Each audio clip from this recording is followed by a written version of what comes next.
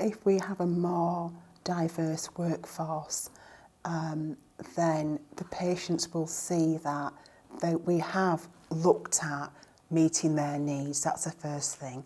They may feel that they're actually being provided care by somebody from their own culture or background. We should have good leadership, diverse leadership, so that the decision that's made in the boardroom will be effective out there in the community. We've got to reflect society. It's a given that that has to happen. We've got to proactively do that. People have different needs. People have quite huge differences when they go to reception to ask or to say, where do I go? In terms of getting information from clients as well, whether in primary or secondary settings in the NHS. So the interpersonal skills at the frontline staff are huge. But it's also, if people are aware, they'll be able to recognise from differences, you know, if people have got learning disabilities or people have got a stutter, that they need to spend longer rather than rush people through, you know, in terms of the questions they're asking. You know, if English isn't your first language, then that presents different issues, really. You have to look at the diversity of the community, and the workforce should really correlate to that. I think it instills confidence in the service users, and it makes it easier as well for the people providing the service. And for service users to ensure that they know when they walk into that service that they're going to be treated with dignity, yes, and also that they're going to have equal access to service like everyone else. In the private sector, we used to say customer's king. And I think we need to bring some of that into the NHS thinking, that our customers drive our performance.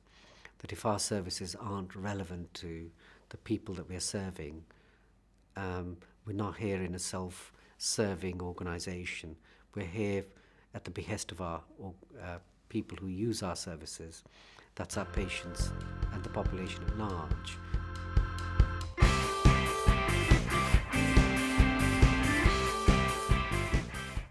There's a good business case also for ensuring that when we're commissioning service, which we are very much into world-class commissioning of service, that the service is geared to the community, so it's cost-effective and it's efficient for the community that is served, and it meets the needs of the community.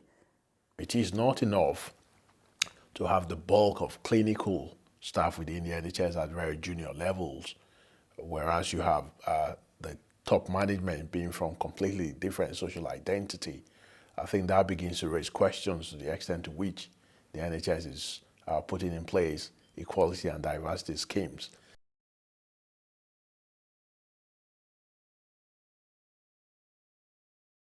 You know, I've got a really good team, and I'm always showing off about them because they really are good. Don't get me wrong, we have ups and downs like everybody else, just like families do.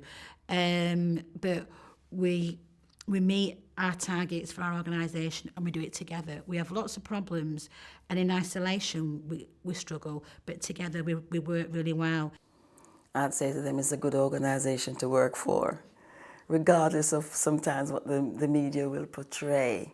It is good because there are lots of opportunities in the NHS, even more so now than when I first went in.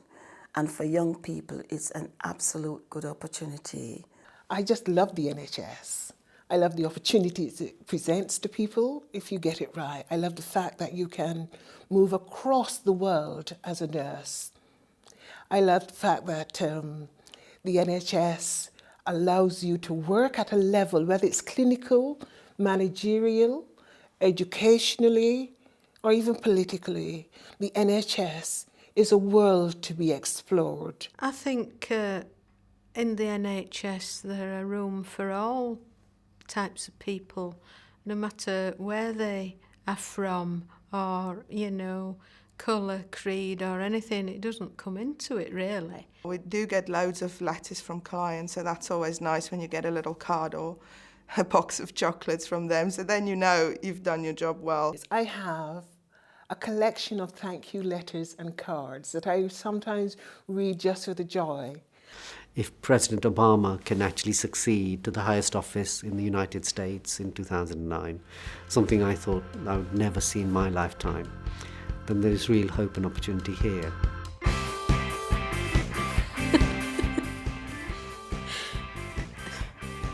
I don't know. Pass. I can't remember his name. Sorry, can you cut that?